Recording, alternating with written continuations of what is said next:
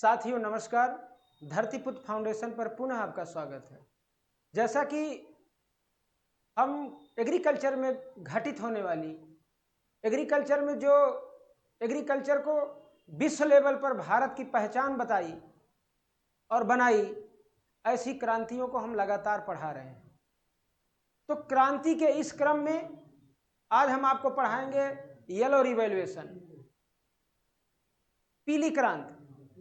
तो पीली क्रांति का संबंध, क्वेश्चन आपसे पूछा जाएगा कि पीली क्रांति का संबंध किससे है, पीली क्रांति के जनक कौन है, पीली क्रांति का प्रभाव किस फसल पर पड़ा और किन फसलों को इसके अंतर्गत उगाया जाता है, और जिन फसलों को उगाया जाता है विश्व स्तर पे टॉप पे कौन सी कंट्री है, भारत का क्या स्थान है, और भारत में जो राज्य हैं कौन सा राज्य इन फसलों के प्रोडक्शन में नंबर 1 पर है, प्रोडक्टिविटी कितनी है। हम इसमें आपको बताएंगे कि एक व्यक्ति को प्रतिदिन कितना ऑयल लेना चाहिए, कितना फैट अपने भोजन में एक दिन में लेना चाहिए। इन सब जानकारी को हम आपको देंगे। और येलो क्रांति के अंतर्गत जो भी फसलें आती हैं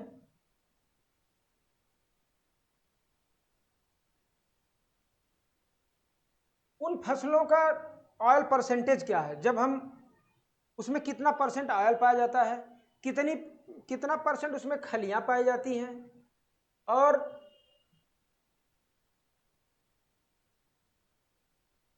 कितनी परसेंट उसमें खली पाई जाती है, इन सबको हम विस्तृत रूप से आपको बताएंगे। तो चलिए आज येलो रिवॉल्यूशन टॉपिक क्या है आज की,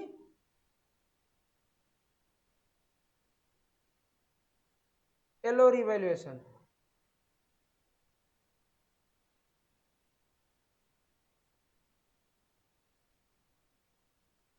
येलो रिवॉल्यूशन,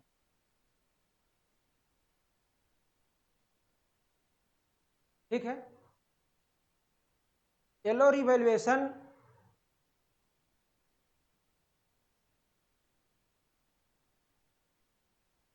चलिए इसको चेंज कर देता हूं, ब्लैक पे पढ़ाता हूं आज, ठीक है। अभी भी आ रहा है, अभी भी आ रहा है कि नहीं आ रहा है,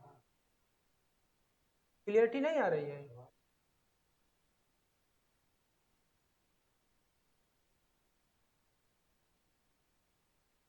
कौन सा कलर हो रहा है, ये लाइट कलर करते हैं तो अच्छा लगेगा, क्यों? चलिए सही लग रहा है। अब इंक को हम कर दें चेंज, ठीक है, इसको ब्लैक पे लिखते हैं। चलिए, तो जो येलो रिवॉल्यूशन है, ठीक है, इसको क्या कहा जाता है, पीली क्रांति। किस नाम से जाना जाता है, पीली क्रांति से। तो देखिए, गांव में शहरों में ये कहावतें हैं, अक्सर किसी पुष्प का कलर जो है कैसा होगा, येलो होगा। और कौन सी ऐसी फसल है मैक्सिमम जिसका जो है कलर येलो होता है, सरसों का। कौन है, सरसों एक ऐसी फसल है। तो इसका क्वेश्चन आता है इसमें, इसका संबंध किससे, क्या क्या क्या क्वेश्चन पूछे जाते हैं, ये जानिए कि येलो रिवॉल्यूशन से क्या क्या क्वेश्चन आपकी परीक्षा में पूछा जाता है। इसका संबंध पूछा जाता है, क्या पूछा जाता है, इसका संबंध पूछा जाता है। इसका संबंध किससे है, सरसों, सरसों एप्रोप्रिएट नहीं होगा, इसका होगा तिलहन उत्पादन। क्या होगा,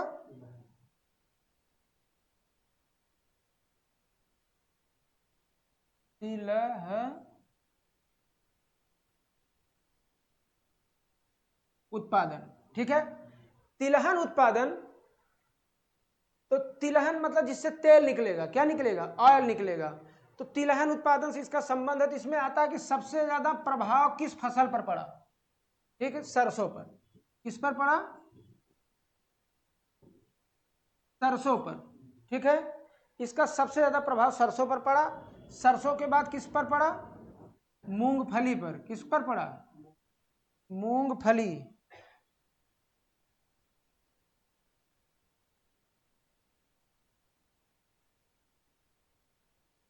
मूंगफली पर, ठीक है। सरसों और मूंगफली पर तिलहन उत्पादन का सबसे ज्यादा प्रभाव पड़ा। आता है कि ये तिलहन प्रोडक्शन, ये क्रांति कब स्टार्ट हुई, मतलब इस पे 1986 कब से हुआ इस पे कार्यक्रम, 1986 से 1986 से इस पे सरसों उत्पादन या येलो क्रांति में भारत में इस पे जोर दिया गया। किसानों को इसके बारे में जागरूक किया गया कि आप ऑयल की जरूरत है, आप इसको उगाइए, ठीक है। तो क्वेश्चन आपके दिमाग में आता है कि इसके जनक कौन है, येलो क्रांति के जनक कौन है। सैम पित्रोदा, अभी इसके पहले जब स्क्रीन पर उनकी फोटो थी आप देखे होंगे, उनका नाम क्या है, सैम पित्रोदा, ठीक है। सैम पित्रोदा जी येलो क्रांति के क्या हैं, महानायक हैं, जनक हैं, ठीक है। इन्हें येलो क्रांति का जनक कहा जाता है। अब क्वेश्चन आता है कि विश्व में क्या आता है, क्वेश्चन आता है क्वेश्चन कि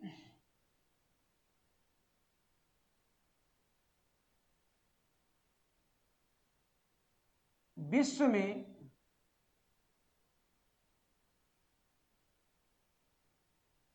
सरसों का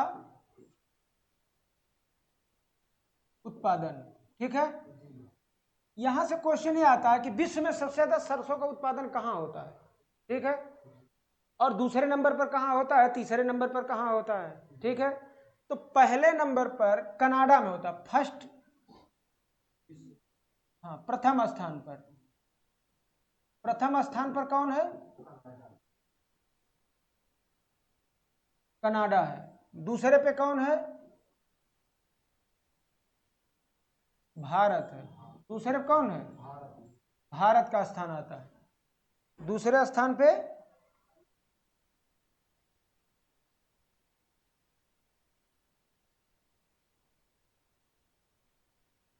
दूसरा स्थान किसका है, भारत का। ये तो हो गया उत्पादन। अब यहां आएगा कि विश्व में क्षेत्रफल, क्या आएगा, विश्व में सरसों का उत्पादन, सरसों का क्षेत्रफल, क्षेत्रफल की दृष्टिकोण से नंबर 1 पे कौन है, भारत है। और भारत की जनसंख्या भी टॉप पे है, ठीक है। तो इसका मतलब उपभोग भी यहां सबसे ज्यादा भारत में ही होता होगा। हम लोग तेल बहुत खाते हैं, आप देखिए सब्जी बनाइए तो लोग क्या करते हैं, जब तक तेल जो है ऊपर क्या ना करने लगे, हाँ जब तक तैरने ना लगे तेल, ठीक है, तब तक हम ये सोचते हैं कि भाई हम अच्छा नहीं बना रहे हैं। तो क्षेत्रफल में भी भारत नंबर 1 है, और उपभोग में भी, किसमें है, उपभोग में भी कौन है, भारत है। एक व्यक्ति को, ठीक है, एक व्यक्ति को प्रतिदिन कितना ऑयल लेना चाहिए, एक व्यक्ति को प्रतिदिन जो है, नहीं रुकिए पहले वो बता दे, ये भारत विश्व का बताए, अब भारत का तब बताते उपयोगिता। भारत में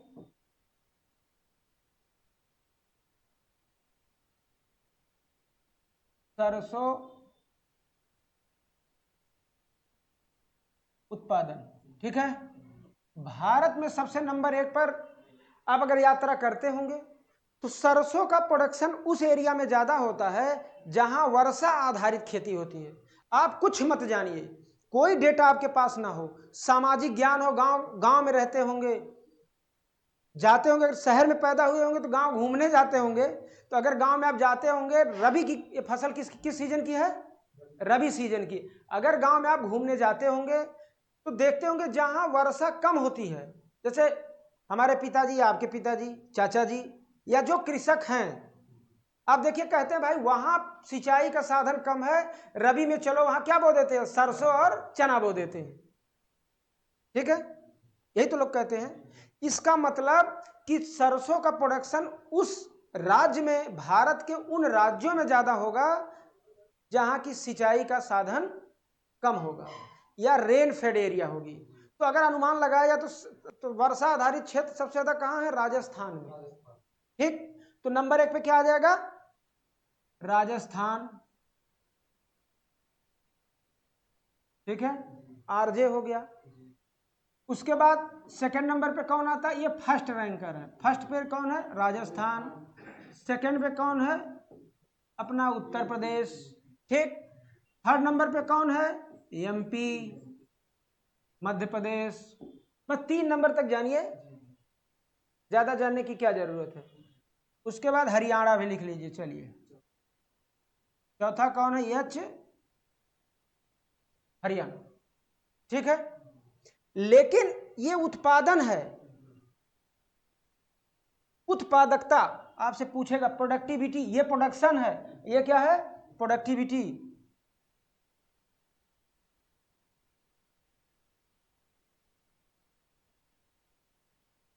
उत्पादकता। ठीक है, भारत में उत्पादकता किसमें? भारत में सबसे अधिक सरसों की कहां है?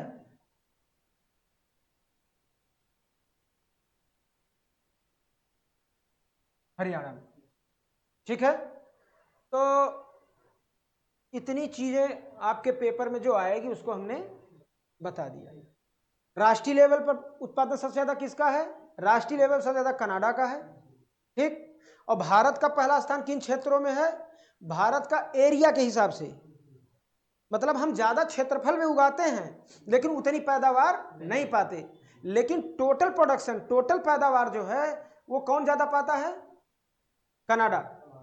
और विश्व में, और भारत में नंबर 1 पे कौन है? राजस्थान है। नंबर 2 पे कौन है? अपना उत्तर प्रदेश है। और नंबर 3 पे मध्य प्रदेश। नंबर 4 पे क्वेश्चन आता है कि सरसों की सबसे अधिक उत्पादकता कहां है? हरियाणा में। तो मेरा पढ़ाया अगर आपके समझ में आ रहा है, आप लोग अगर मेरा पढ़ाया हुआ समझ ले रहे हैं, ये लग रहा है कि परीक्षा उपयोगी मैं मैटर दे रहा हूं आपको, तो चैनल को सब्सक्राइब करें और ज़्यादा से ज़्यादा लोगों तक इसको भेजें, शेयर करें। और कमेंट में अगर कोई कमी है हमारे पढ़ाने में, उसमें अगर कुछ सुधार करना है तो मैं, life is a learning procedure. ठीक है, जीवन में सुधार करते रहना चाहिए और सीखते रहना चाहिए। जिसने सीखना छोड़ दिया, जिस दिन हम ये जान जाएंगे कि हम परिपूर्ण हैं, परफेक्ट हैं, उसी दिन से हमारा और आपका विनाश क्या हो जाएगा? स्टार्ट हो जाएगा। शिखर पे जाना है तो सीखना मत छोड़िए। अगर शिखर पे जाना है तो सीखना नहीं छोड़ना है, उसको जारी रखना है, क्योंकि हर व्यक्ति से सीखा जा सकता है। अरे मैं तो बहुत गधा टाइप का स्टूडेंट था। चलिए, तो अब आगे क्या है? उप, उप, उपभोग। क्या है? उपभोग। ठीक है, उपभोग मतलब हम खाते कितना है। भाई सब काम किसके लिए हो रहा है? पेट के लिए। ये ना हो तो किसी से मोहब्बत ना हो, ये ना हो तो किसी से भेंट ना हो। जब पेट ना हो तो किसी से भेंट ना हो। तो एक व्यक्ति को प्रतिदिन किसके अनुसार? WHO, वर्ल्ड हेल्थ ऑर्गेनाइजेशन या FAO के अनुसार 25 से कितना? 25 से 30 ml, या किसी किसी बुक में ग्राम में लिखा होता है। क्या लिखा होता है? ग्राम पर डे क्या खाना चाहिए? ऑयल। ठीक है, प्रतिदिन। ये क्वेश्चन आता है परीक्षाओं में कि एक स्वस्थ व्यक्ति को एक दिन में कितना तेल का उपयोग करना चाहिए। हमको तो लगता है हम लोग 100 150 ml एक दिन में मार देते हैं। ठीक है, तो फिर कहीं कोलेस्ट्रॉल बढ़ेगा तो कहीं कुछ बढ़ेगा। जब कोलेस्ट्रॉल बढ़ेगा तो गुस्सा बढ़ेगी, जब गुस्सा बढ़ेगी तो क्रांति आएगी, और जब क्रांति आएगी तो उसको शांत करने के लिए पुलिस बुलाना पड़ेगा। क्यों?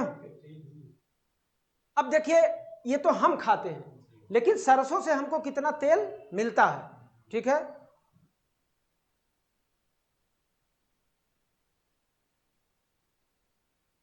सरसों में ऑयल परसेंटेज मोस्ट इंपॉर्टेंट है।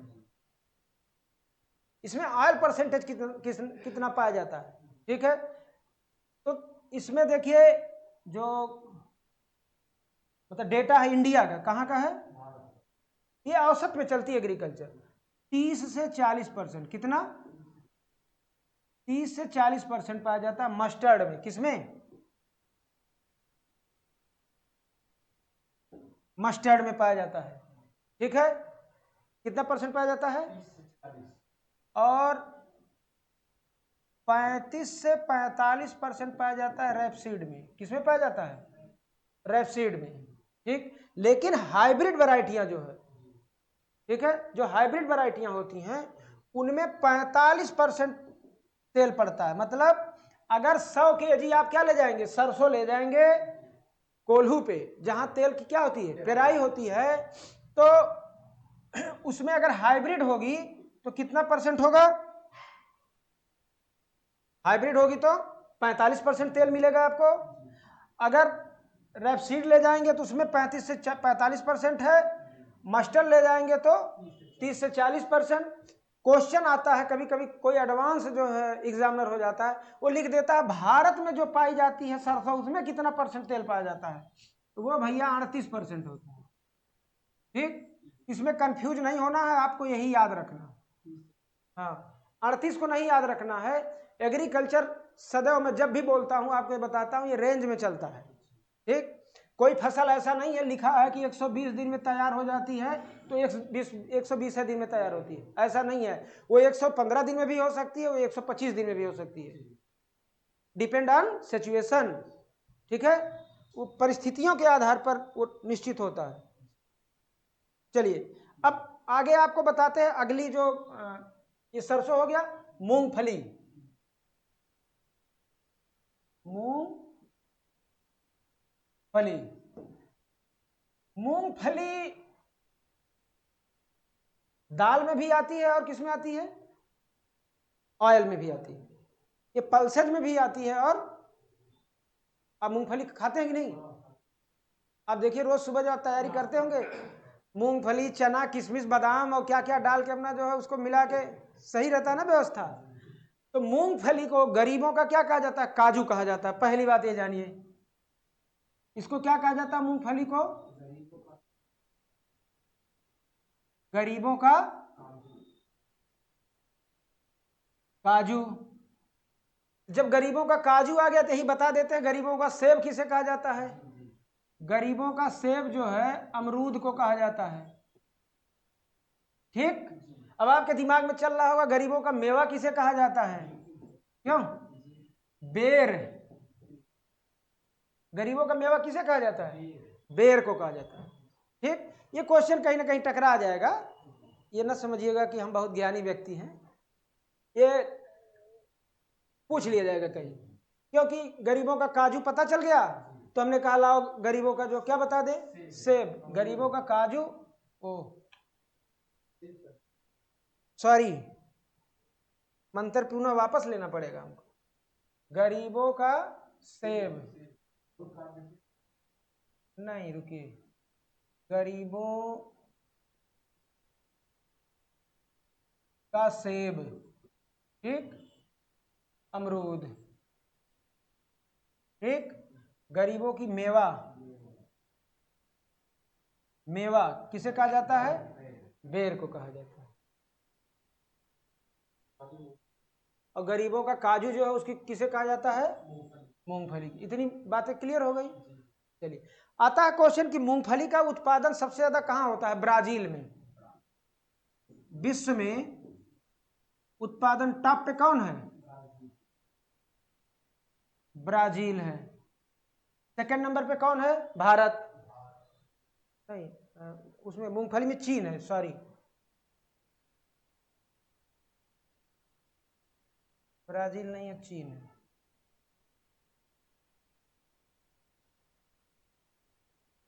चीन नंबर 1 पर, भारत नंबर 2 पर, अमेरिका नंबर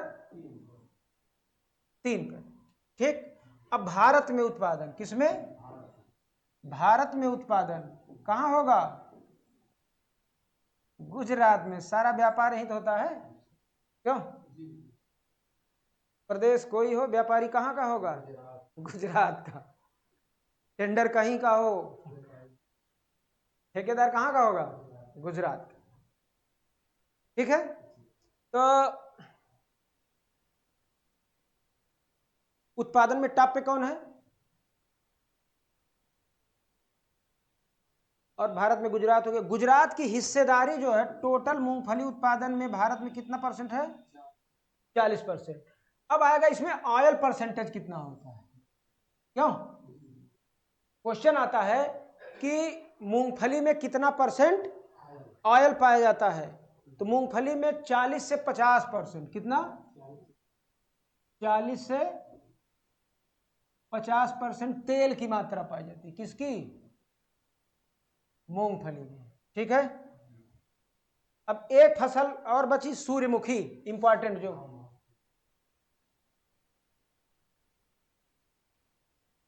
सूर्यमुखी।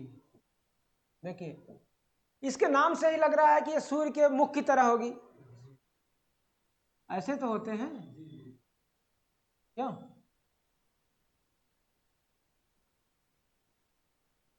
ऐसा ही कुछ है।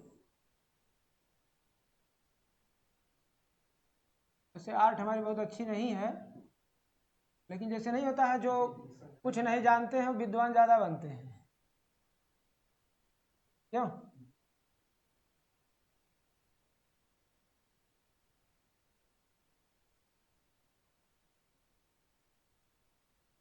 ठीक, तो ये क्या बन गया? सूर्यमुखी बन गई। अभी इसी में जो है इसके दाने बना देंगे तो आपको लगेगा वो यही है। इसके नाम से ही पता चल रहा है किसकी तरह है, ये सूर्य के मुख की तरह है, ऐसे रहती खड़ा। ठीक है, तो सूर्यमुखी विश्व में सबसे ज्यादा यूक्रेन में होती है। कहां होती है? यूक्रेन में होती है नंबर 1 पर। नंबर 2 पर रूस में होती है। ठीक, और भारत में कहां होती है? कर्नाटक में। भारत में कहां होती है? कर्नाटक में।